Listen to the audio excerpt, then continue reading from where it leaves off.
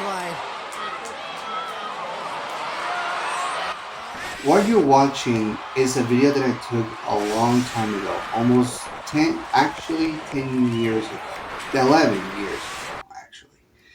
It was a match between John Cena and Seth Rollins, and there was no titles on the line. It was a street fight.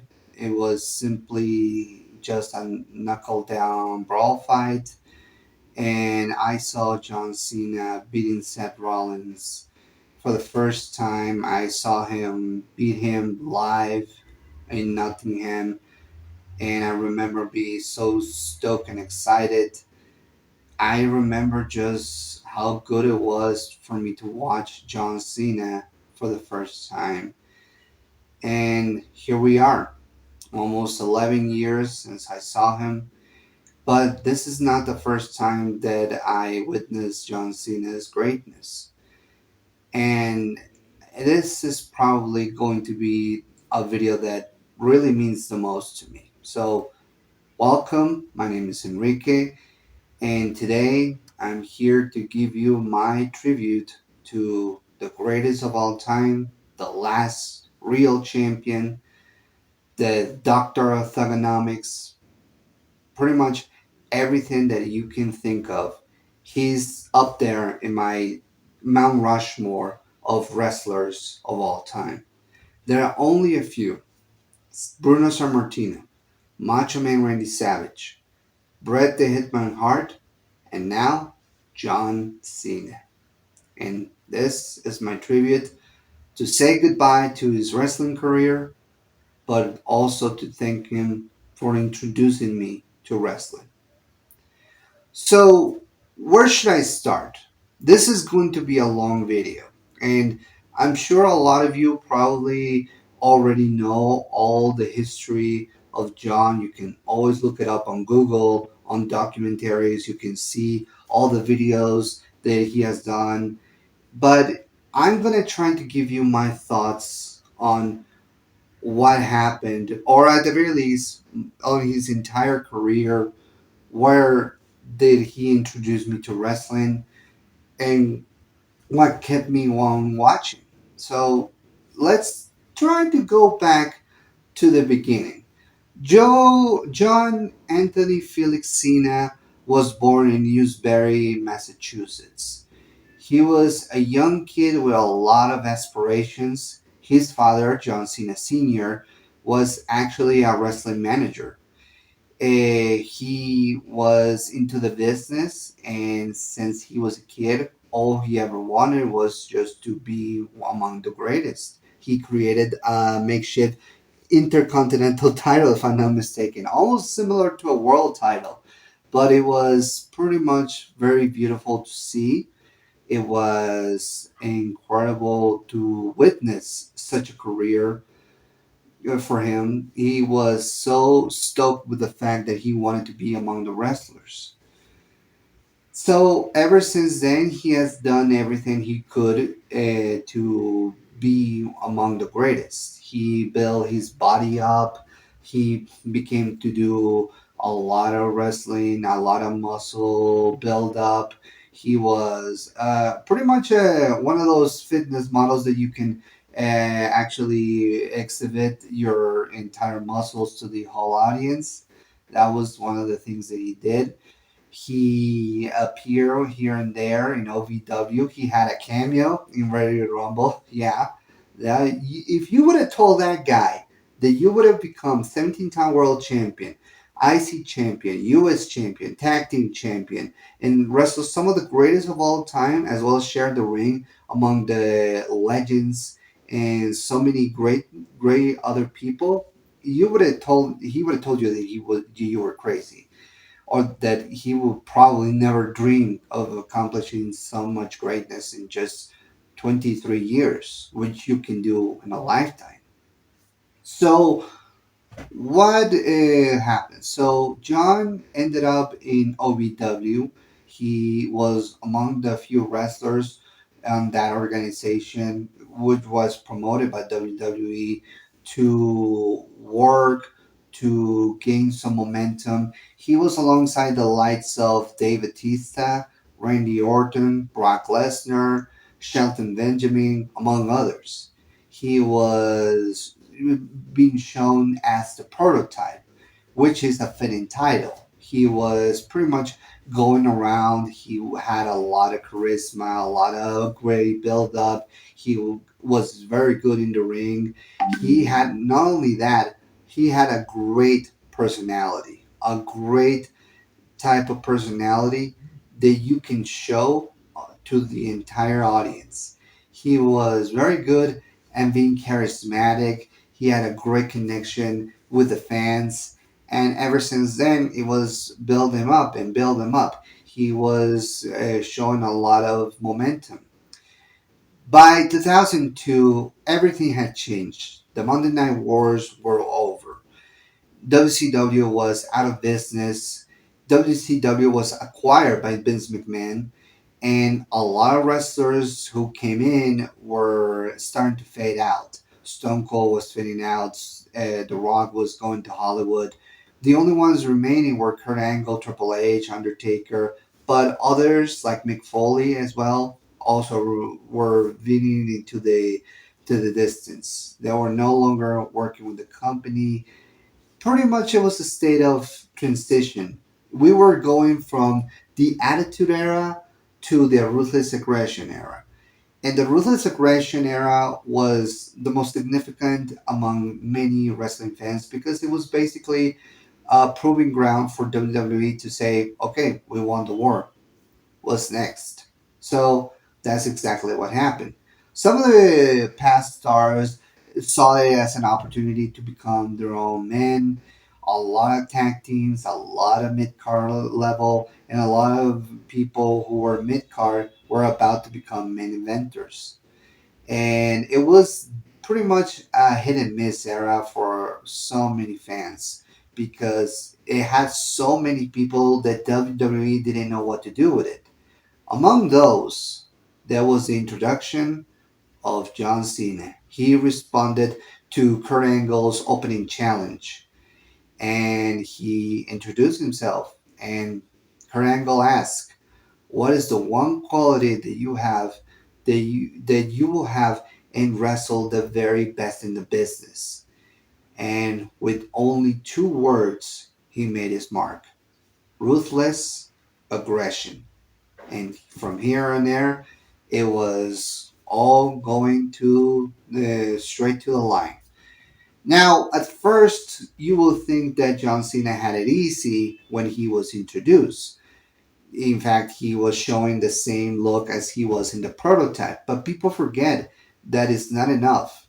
That it's not enough for you to just be among all the great veterans. You need to have more personality, more upside. You need to show that you can stay. It's not enough that you're just a great professional wrestler. You have to show that you have character.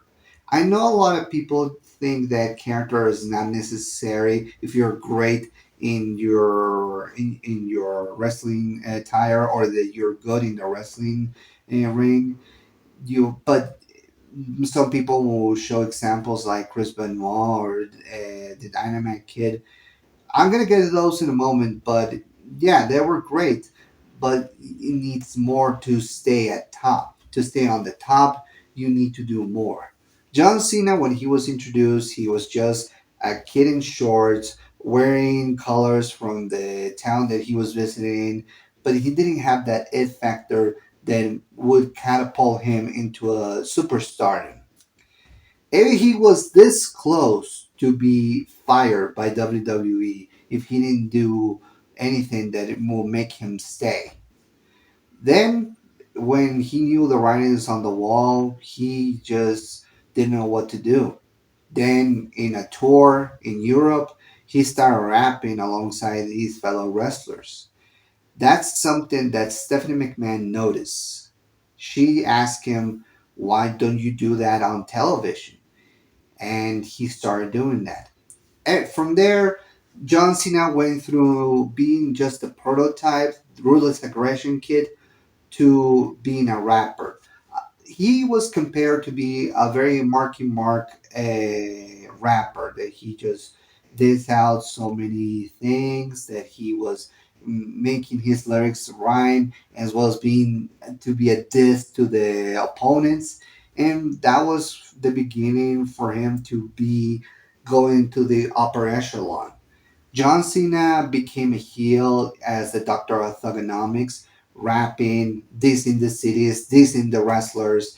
Pretty much from there, it was just showing that he was just that Marky Mark kind of character, and he was going through everybody with his raps and his wrestling skills. He was at that time going through Velocity, and through Velocity, he made his playing ground. He made it his personal playground to rap, to find some of the stars that were there. Believe it or not, he was wrestling Daniel Bryan back in 2003 when he was doing his Dr. Thuganomics gimmick.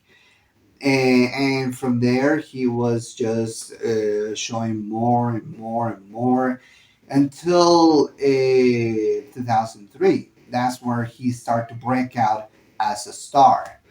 Believe it or not, John Cena was supposed to have a rap battle alongside Fabulous. But then Fabulous got arrested, and so John Cena on Sunday Night Heat before WrestleMania 19, he started rapping to the cardboard cutouts of Fabulous and Jay Z, which was hilarious. But after that, he's starting to be in more important programs, fighting against Kurt Angle, Brock Lesnar, The Undertaker. He was showing a lot of upside.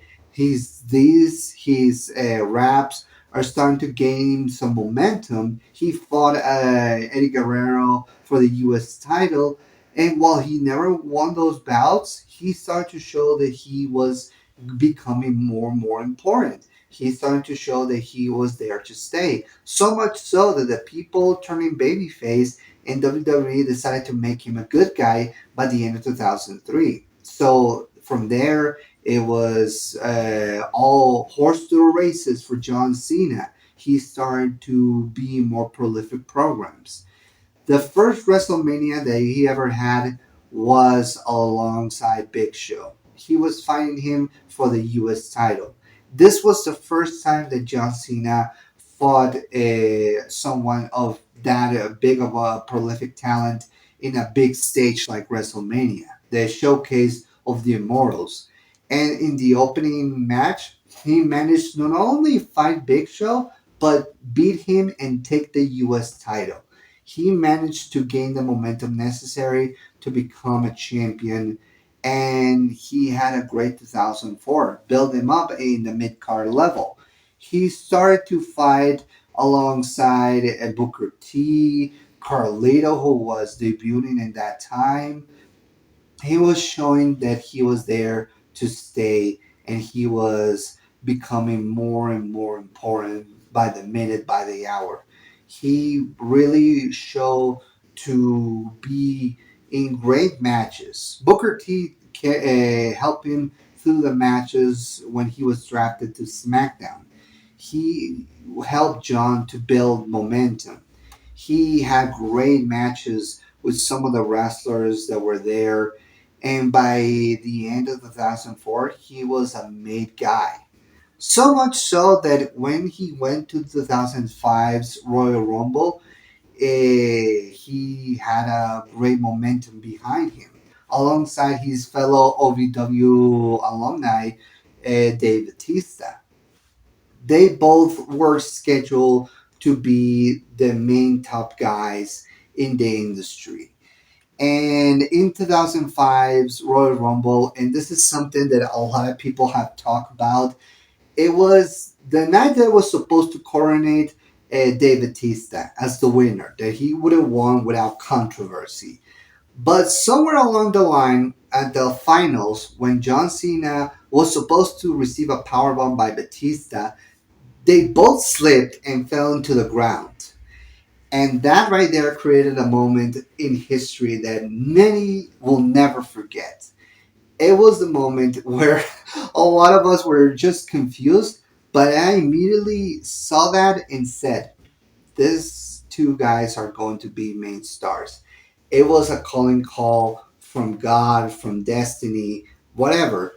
They just had the opportunity to show. This was the great moment for John to show. And while the match was restarted by a very furious Vince McMahon, who went into the ring and broke his quads just to restart the match, let me tell you, I don't like Vince McMahon, but that is just hilarious. But yeah, this was, if anything, the moment where John started to show that he was a top main event guy. And thus, he won a number one contendership against Kurt Angle. And from there, he went to fight JBL for the WWE Championship. And not only did he had a great program on JBL, arguably one of his first best opponents, he managed to beat him at WrestleMania 21. It was the coronation for him and Batista. Batista beat Triple H for the World Heavyweight title, but John Cena was the first one to receive the world title contendership in one of the few main event matches. So he beat Triple H. Sorry, John Cena defeated JBL.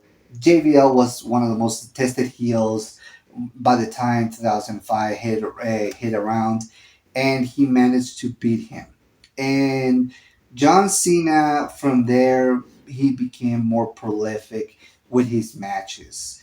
He had a great rematch with JBL at Judgment Day, where he had that famous I Quit match. And he managed to not only make JBL bleed, but make him say I quit. And that is just beautiful. It's among my favorite matches. I wasn't watching WWE at that time, but when I started to watch it more regularly, that I said it's the match that made John Cena, and that's one of the bloodiest affairs that he ever had. From there, he was drafted to Raw. A lot of people saw that as a controversial move, but I saw it as a great opportunity. Oh, I forgot to mention. After he defeated JBL for the WWE title, he changed it into the spinner belt. He did so with the US title, but not many people like that title. But when he debuted it with the new WWE title spinner belt, I really enjoyed it. I probably among the few who enjoyed the John Cena spinner belt because honestly, it looked great for me. I mean, I know it's not Wing Eagle, it's not the Big Cookie, it's not the Undisputed Ones. I know that there are better titles, but for me, I just enjoyed it, and I enjoyed the John Cena when he made that spinner belt. It meant that he was there to be among the greatest. So he was drafted to Raw. He had fights with Chris Jericho, Christian, Kurt Angle, and so many others. This was the first time that John Cena had to be among the very best. And a lot of people caught controversy on that because, well, John Cena was still very green around the edges. He had great matches with Jericho and Angle, but they said that it wasn't enough. It was showing that he still needed a lot of work. He had a great rivalry with Eric Bischoff in his final year. You see, Eric Bischoff was running Raw as the general manager, and John Cena said, "Well, screw you, man. I'm not gonna kiss your ass." And that showed that he was going to be the new Stone Cold for Eric Bischoff's big Vince McMahon. It was pretty clear that from somebody backstage said that yeah, this guy's gonna be the next top guy, the next ass kicker, and they show he got Eric Bischoff fired. He fought Kurt Angle in so many matches. It only fits that John Cena managed to defeat Kurt Angle and when he was the top guy. It just shows how much he has done in so many years. From there, John Cena had a rivalry in 2006 with Edge. Edge had the Money in the Bank briefcase. He was the most detested heel after he was revealed to have an affair with Lita, which got Matt Hardy fired. So ridiculous. But yeah, Edge cashed in a New Year's Revolution. John Cena lost the title to Edge, but then gained it back at the Royal Rumble. And from there, they had this great chemistry. John Cena was Batman, and Edge was the Joker. And they had tremendous matches. John was proving why he was the top guy, and there was Edge showing why he belonged in the main event. He was the journeyman in many regards. He was still a detested heel, but he was becoming one of the most prolific guys from the Ruthless Aggression era. He began in the Attitude era. Through the Ruthless Aggression era, he was still a little green, but when he became a heel, that's where he started to show that he was not just the rated R superstar, that he could be a match for John in both strength and intelligence. And not only that, he managed to have great bouts with John in so many prolific matches, not just Royal Rumble, but also in some Monday Night Raws, in some other pay per views like SummerSlam. But the most important one is Unforgiven. In the TLC match where John Cena was against the wall, Edge was becoming this intense guy. They made this match to crown a definitive champion, and John Cena proved it. He became champion. He defeated Edge. He put him into an FU or an AA through the ladder to through tables. Like just mwah, love it.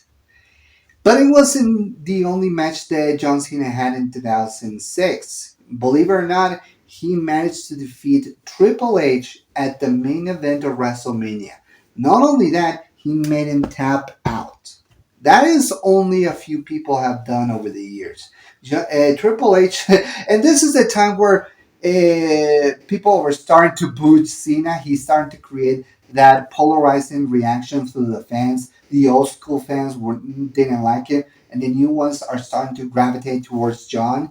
John Cena in 2007 was dominated by John. It was basically where he had great matches alongside Umaga, Bobby Lashley, Edge, Randy Orton, Shawn Michaels at main event of WrestleMania 23, and so many others. It was a great year for John, despite the fact of so many factors. From John Cena getting injured in October 2007 in a match with Mr. Kennedy. It happens. It's okay. Things happen in a match, and sometimes you get injured. But they said that John was going to be out for, at the very least, 7 to 8 months. By the time Royal Rumble 2008 hit, he recuperated in that short amount of time. He was number 30 and he won the Royal Rumble. It was definitely showing John Cena not only can heal very fast, but also work very fast. And he was there to stay. He was showing that he was not going anywhere. This is also the time where things were starting to change in WWE. You see, there was an incident between Chris Benoit and his family. I'm not going to go into the details, but it was definitely a rough year for the company and the wrestlers. So many things happened. The media was swooping with controversy. The wrestlers were getting hit with, they were hit with so many charges of using steroids. They were getting suspended, sometimes even getting expelled. It hold the careers of so many guys there that they were never being able to rise to the top. Some did, though others became Hall of Famers, but it was definitely showing that the Chris Benoit incident was beginning to be a chaining reaction of change in WWE. It was definitely the toughest times on that company.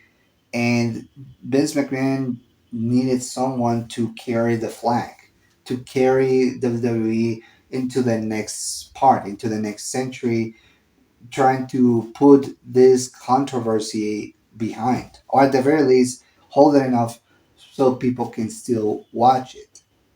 And that is something that John Cena did. If you wasn't clear in 2005 or 7, it was showing that the company wanted to make John Cena the face of the WWE. And so he did.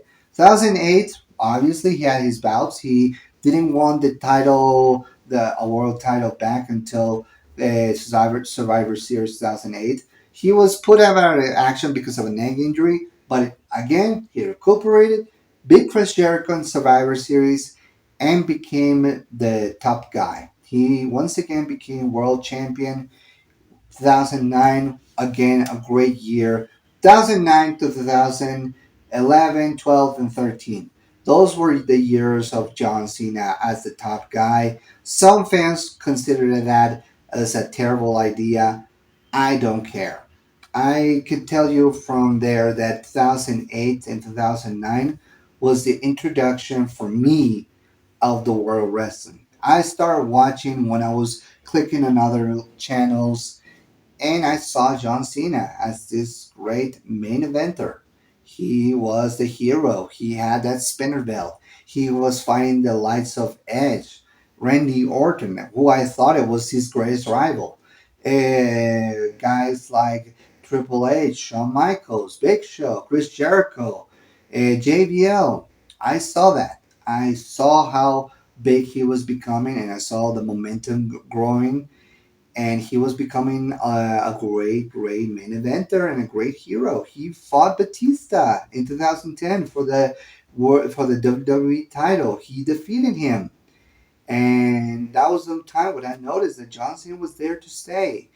I saw him alongside Bret Hart. This was my introduction to Bret Hart, and I was mesmerized. I was shocked. I was happy, and from there I just started watching more regularly. It was definitely a time where John Cena was becoming bigger and bigger. He had great bouts with CM Punk. He had great matches with so many upside talent. He had that great rivalry with The Rock. It wasn't just physical, it was verbal. That's what I noticed. Oh my God, I didn't know that Dwayne Johnson was a wrestler, but he was, and he was fighting John Cena. Can you believe that? In that time, when you were my age, when you were becoming 15, 16 years of age, when you realize, oh my God, this guy is just amazing. This guy is going to go places. You just fell in love. You fell in a whole new world. You never notice. And by 2013, it was the year where John, probably the final year as a main eventer, but I was still following him, and I was following other wrestlers. I remember when 2013 and 14 happened. It was the year where the Authority was becoming big. Daniel Bryan was positioned to be main event, although that wasn't by choice of WWE, because they had to listen to the fans for once if they wanted a good WrestleMania. But yeah, things started to change. Things started to become bigger and bigger. But John was still positioned as a guy. He was still a prolific talent. He became 15-time world champion. But yeah, I also saw when Brock Lesnar destroyed him at SummerSlam. A lot of fans enjoyed it, and I didn't. I didn't like that match. I don't go back and watch it. Hell, I don't even play it because, for one, I'm not a fan of Brock Lesnar, neither professionally or personally. And second, that wasn't a good showcase for John. He deserved better, in my opinion. But hey, John wanted to lose that match. And this is something that I should probably mention. In 2010, a lot of people were mad, more mad to John because of a match that he had with the Nexus alongside his fellow wrestlers. A lot of people said, "Oh, the Nexus was supposed to win." John Cena changed the match so he could win. This is where I should probably mention all the fanatics that were there. It wasn't fans, it was fanatics obsessed with the hating John Cena. John Cena was hated. There were t-shirts of saying, "We hate John Cena Club" or something like that. I remember when the Nexus lost that the people there were mad. They were ready to riot. More so than 2006. This was the time where people were just making videos and they're just trying to criticize John Cena, calling him as a burying talent, as a burying machine. And keep in mind, this is the same place where Triple H was considered a burying machine. And it goes to be the example of people just hating on someone without having the proper context. And it was like, yeah, this is the time where John was starting to become the most polarizing figure in all wrestling. The Nexus match was pretty much the rise of so many YouTubers who hated John, but others who tried to defend him. But I want to highlight two people in particular that just hated John Cena, that want him not only gone from WWE, dead. They want him dead. Those two individuals that I saw more than anything criticizing John were Bruce Blitz and Tyron Magnus. Those two idiots just babbling, just criticizing John, just making themselves angry for the stupidest reasons. And I know, I saw those videos.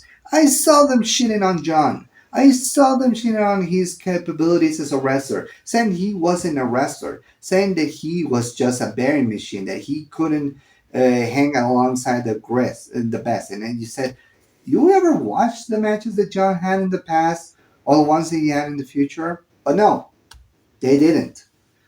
Those two idiots just said, "Oh my god, this guy sucks. Why are you liking him? What's it, you know?" And this guy, Tyron Magnus, said that he saw a couple of fans dressing up as John Cena, supporting him, and then he says, "Yo, Cena, really?" And I says, "Yeah, really. They like John Cena. Who are you to criticize, you dumb idiot?" I'm sorry. This is just me holding a lot of pent up resentment to those guys. I know that I don't know him. I'm sure they're good guys. But man, they give all kinds of shit to John, and I never understood why. And the only person that I ever felt that understood John Cena better than me was Good Mike Ward from Greg Morgan from Good Mike Ward commentaries. If you see this guy, not only do I consider him a great intelligent guy for the wrestling world, but I consider him one of the best voices of reason in this YouTube community, which we need nowadays.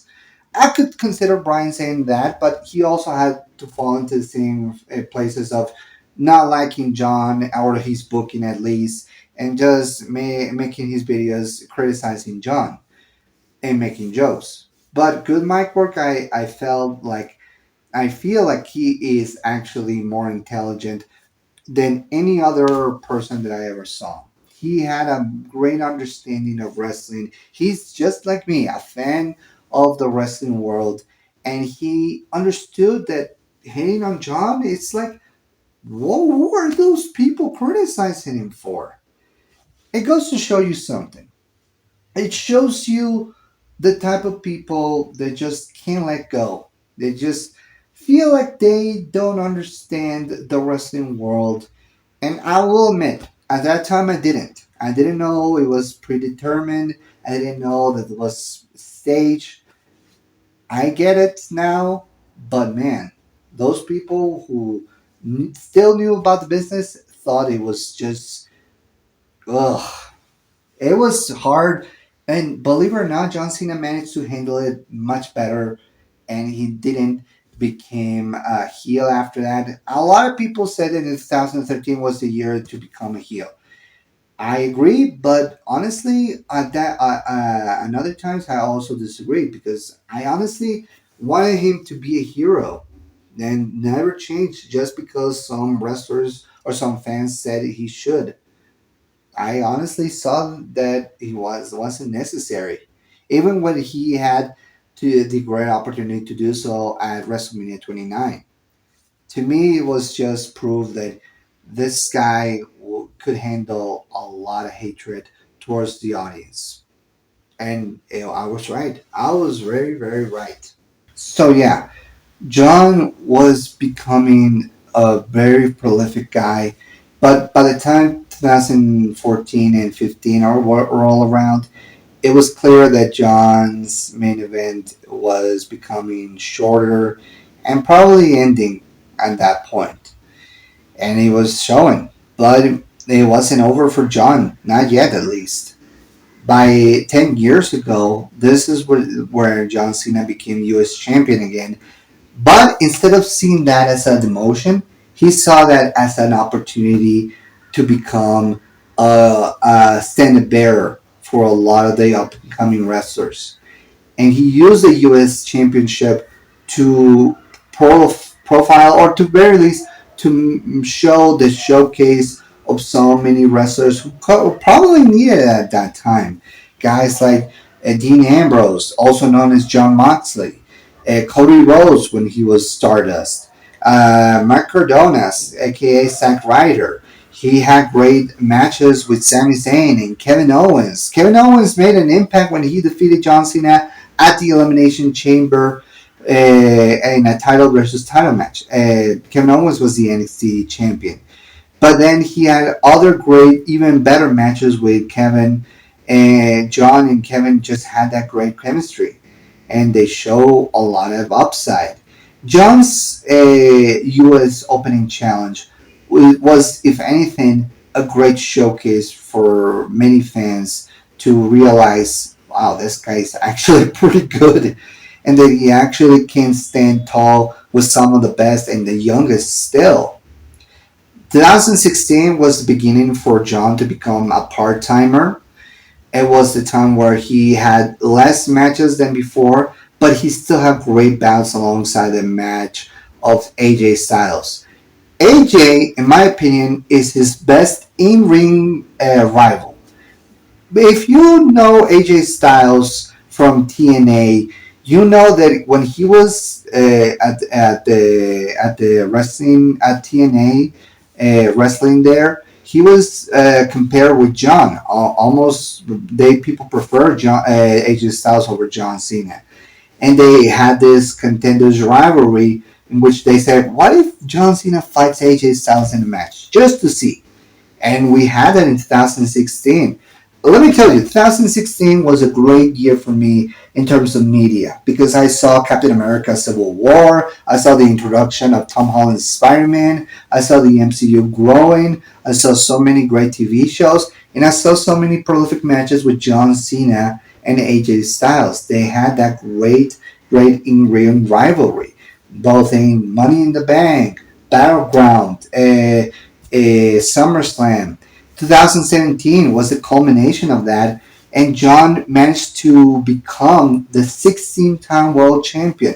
Ever since 2005, John Cena has won all 16 world titles, and it was showing that, yeah, this guy is, if anything, could be positioned as the top guy and positioned as a great world champion alongside Ric Flair.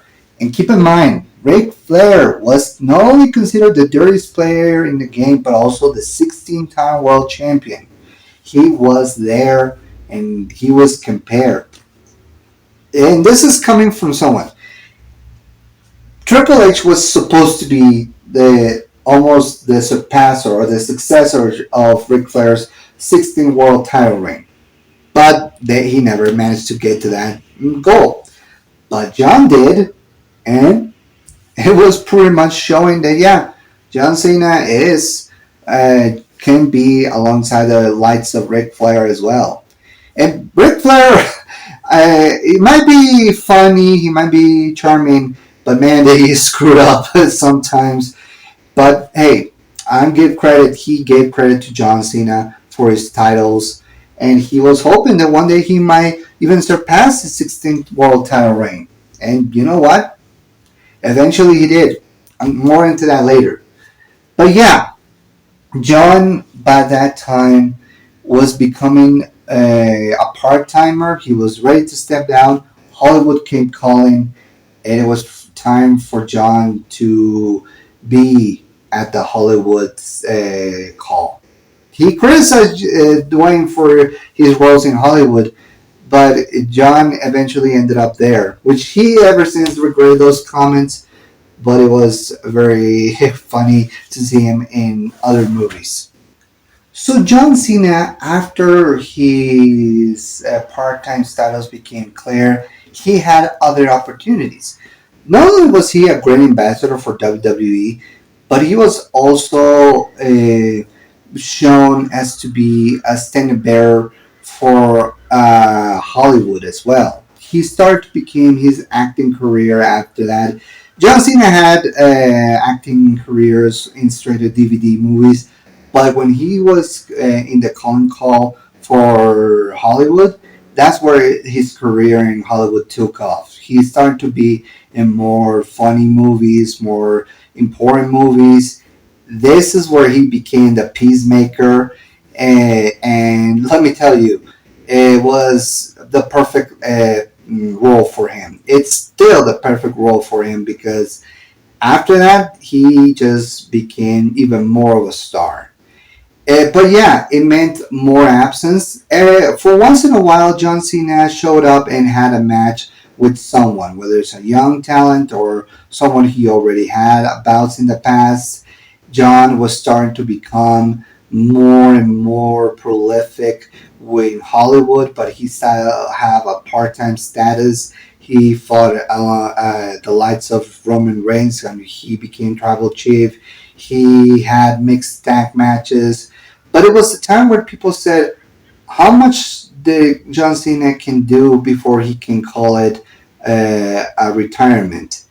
And that's where we get to 2024, and he announced that he was going to retire in 2025, meaning this year at the time of this video. And from there, it became the final time for John Cena. John had he. Let's talk about his farewell tour because it's important to talk about. A lot of people are upset because they botched it in so many areas. Like he first heel turn at the beginning of the year when he sold to The Rock to become 17-time world champion. That happened, but a lot of people felt like it's still not enough. There is still not a story there. And Dwayne left him there, and the creative didn't have anything more to give to John other than that shocking heel turn. And it was still the same match. But yeah, I agree. The heel turn was great, but they didn't follow into that. I probably it's safe to say that his heel turn is gonna be compared with Stone Cold's, not only on why the heel turn happened, but how fast it became a babyface. He became heel at Elimination Chamber, which was March, and then turned back as a babyface in August. So yeah, a lot of time, but still not enough for him to create a specific heel character. But yeah, despite that, I still like to see. I enjoyed to see John Cena becoming 17-time world champion, and the people knew it, and we enjoyed it. It was also said that John Cena wanted to work a full-time schedule in this year. Wanted to work 220 days, but WWE or Triple H said no. That he could work 36 days, and he did. A mistake? Yeah, I do think so. They could have given more time for John to prepare, to have more promos, to have more matches. John wanted to do more things, but it is what it is. But thankfully, even with all those things, and the thing that I'm going to talk about in the end, He had great matches. He had great matches. The Elimination Chamber. He had great matches with Randy Orton and Cody Rhodes. I'm not saying Randy Orton was great, but it was enjoyable. I saw him fight CM Punk for the final time. It was great. I saw him wrestled Logan Paul, AJ Styles. It was awesome. Those matches were awesome. They rock. I saw John Cena becoming Intercontinental Champion for the first time and the last time as well. And boy, it made me happy that he won that. He this year, not only did he become a 17-time world champion, he became a Grand Slam champion, and he did so. And by the end, and this is where we are right now, Saturday night's main event. It was the last time there was a tournament to declare who was going to be John Cena's final opponent, and it was Gunther, aka Walter. And a lot of people did not enjoy that. They don't like Walter as the final opponent, but it was what it was. The match happened, it was great, but it was the ending that many people remember the most. It was the final time where John Cena had a match, and it was the first time for a long time that he finally tapped out to Gunther. A lot of people didn't like that. A lot of people hated that. And yeah, I can understand that too. And I could tell you right now, there's going to be a lot of debate. There is not right now debates on whether the match should have been John Cena winning or him just passing out. There's still a lot of debate. I never saw so much debate since Brock Lesnar broke the streak of the Undertaker.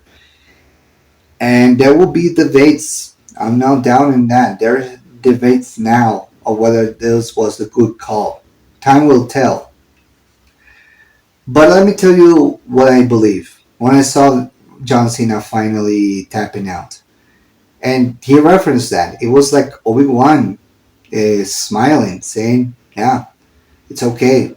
We're gonna be okay. You're gonna keep watching," and he was going to be fine. And it was time for him to pass the torch, and he did so. We can say all we want about Gunther, about his character. I don't know Gunther personally. I don't know him. He is pretty much positioned as the new next big thing, and but I think I could safely say this guy is a great professional wrestler, and this is the kind of guy that is going to be there and is going to be in more prolific matches, retiring more stars. He just retired Goldberg this year, and he now retired John Cena. But whether we agree with the match, whether we agree with the decision or not, whether we like Triple H or not, I could tell you one thing that I know for sure. This is the first time where people really, really cheer for John. He didn't have that polarizing figure anymore. This was the first time where people cheer for him. They cry for him. They laugh with him. We all, at this point, consider John Cena the greatest of all time, the last real champion. He was right. He is the last real champion. Because honestly, out of all the faces of WWE that came and go, his is the one that mattered the most. John, I always take the wrestling career that he had with grain of salt. Like he knew that he had some matches he could have lost and some others he could have won, but he always maintained that position, and he always was the kind of guy that you want to put the company behind of. And this is something that I really, really enjoy. The final moments of John Cena, of him being cheered, being celebrated, holding those two world titles that CM Punk and Cody Rhodes were holding, seeing him being loved, seeing that video package of him being appreciated, seeing him leave his short, well, not his shorts, his tennis shoes, his wrestling gear, all behind, saying thank you. That it was an honor to serve to us. Guys, I said it in that moment that he was my brother. John is the brother I wish I had when I was a child. Because he could have left me up. He could have helped me in so many moments that I felt needed. I'm grateful that I have parents and sisters actually. But I always wanted to have an older brother, you know. And John, for the most part, it was the big brother that I always wish I had. I always imagine myself being the manager of John Cena's wrestling career, to be there into the trenches. And this is something that I really, really enjoy. And it was sad to see him say goodbye to us in his wrestling career, but it was the time. It was the time, and WWE now has to move on.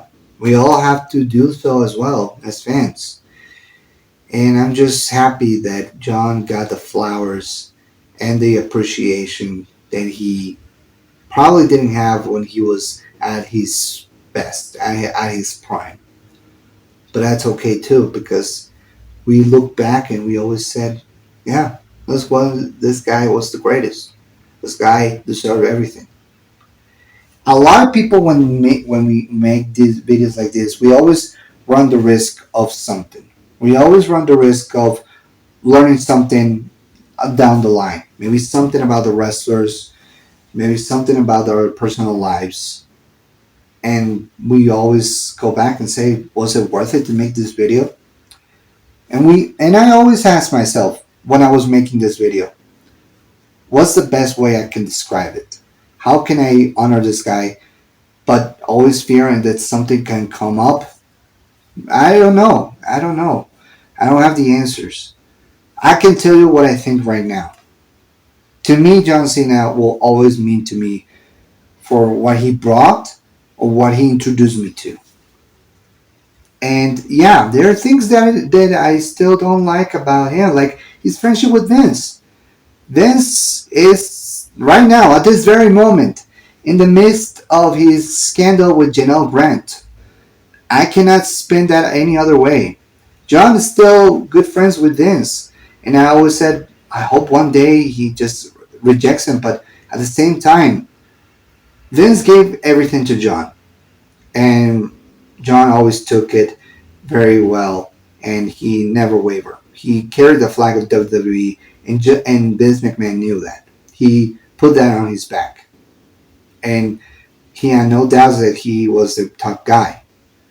I don't like Vince. I just go ahead and say it. Vince McMahon is just a deplorable human being for everything that we learn and the friendships that he still has going around. But you know what? John said best. If he's found guilty, he has to answer for his crimes. He makes no illusions about it. But I will say, I hope one day he just says, yeah, this was not that great. And all the opportunities that he handed it to me, I always made it better. But that's just my thoughts. And now, with all that being said, what about Triple H? What is my thoughts of him making John Cena tap out in his final match? Look, there was a time that I didn't like Triple H. I didn't. I hated him for Daniel Bryan, for John Cena, and for everything that he did as a wrestler. I was looking for excuses for him to being buried, looking for ways, looking other videos about him burying talent. He was John Cena before John Cena, and that says a lot. But I came to a point that I said, enough's enough. I don't care anymore. He has done great things for the other young talent, And I still don't like things about him, but at the end of the day, I'm not gonna hate him anymore because I'm through that. I'm through hating on that guy. And honestly, it doesn't matter for me. He now runs the creative WWE. He now is in position of creative control. So he's going to push the young talent, and that's fine. That's what he should do. That's what everybody does. I can tell you safely. And the run of Triple H in creative is a lot better than Vince in his final years. There will obviously we are in a point where people are hating Triple H's creative, and I don't disagree with that statement. But at the same time, I say I don't care anymore. I am done caring of all the drama and the prolif and all the hardships of creative control and everything. I'm not gonna pretend that his decisions were the best, but hey, at least he gave us more better moments that we can never forget.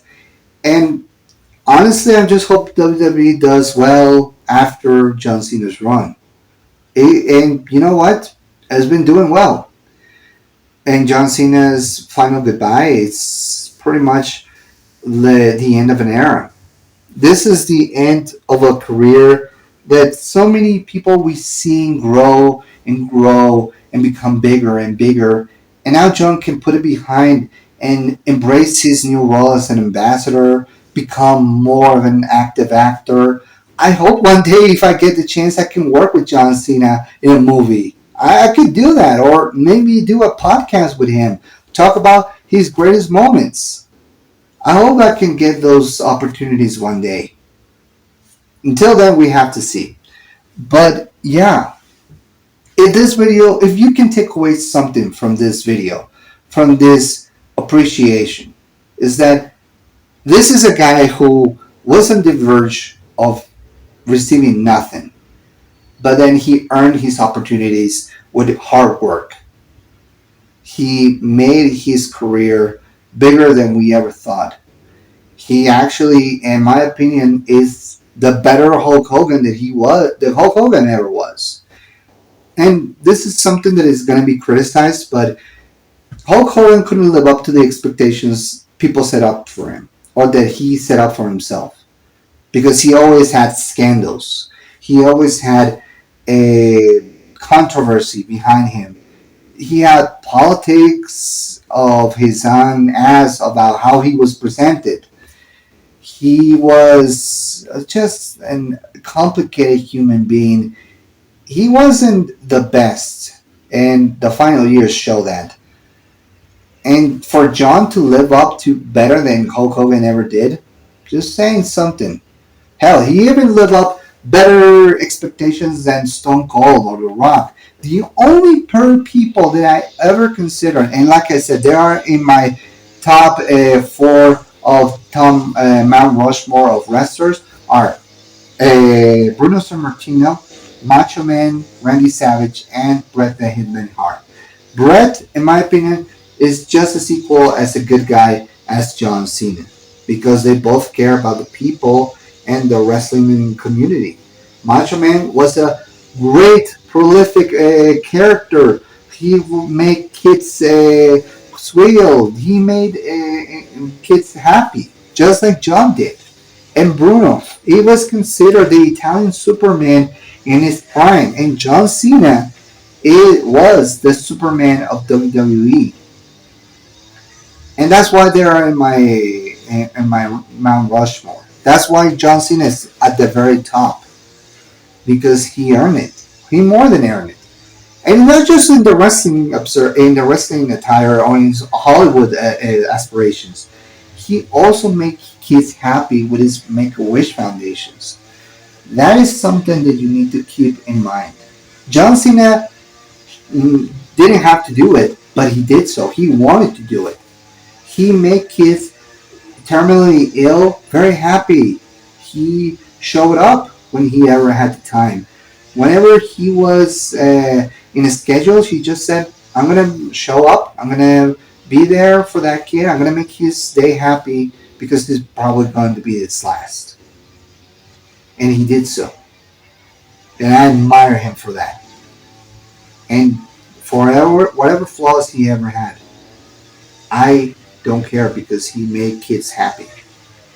If you can make a kid who doesn't have much in his life and his time is running out, if you can make that kid very happy for a moment, even if it is fleeting, it makes you better. It makes you a great human being.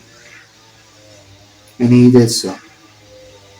And I'm always gonna thank him for that. I'm always gonna admire him for that. Whatever happens down the line, whatever, if there's something, a scandal that happens with him, if this guy makes kids happy, and we all flaw as humans. I even flaw as human. I'm not perfect. I make mistakes. I keep making screw ups.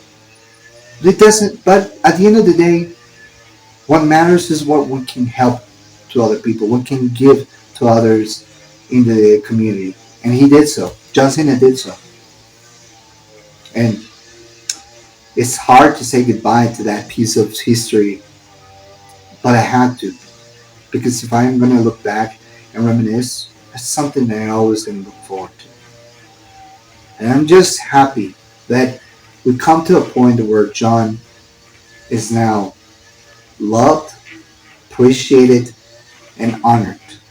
It's not only a great wrestler, a great character, but also to be the greatest of all time.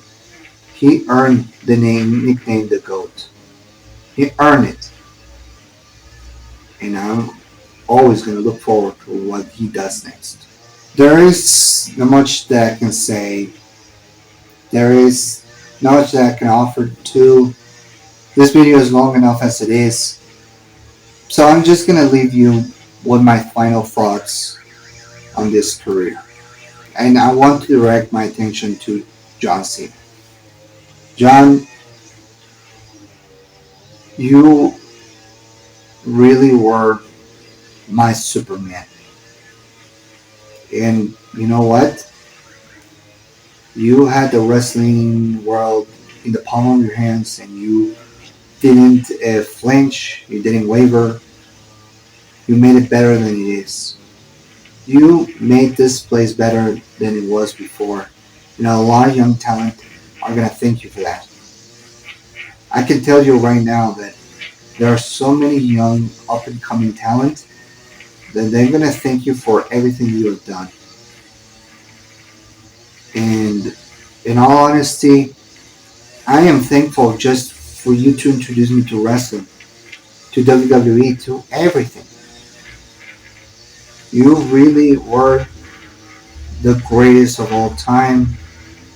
You are the greatest of all time. I am thankful for that. I am thankful for your matches. I am thankful for the moments. I am thankful for the promos, for every joke, for every laugh, for every cry, for everything. I'm just thankful. And not just me, so many others. Kids, young adults at my age, we are thankful for everything you gave us. That's what I want to leave this video. I'm just saying thank you. This is my goodbye to the wrestling career of John Cena, but it was one hell of a great ride. Thank you, John. Thank you for the memories. I've been Enrique, and I'll see you next time.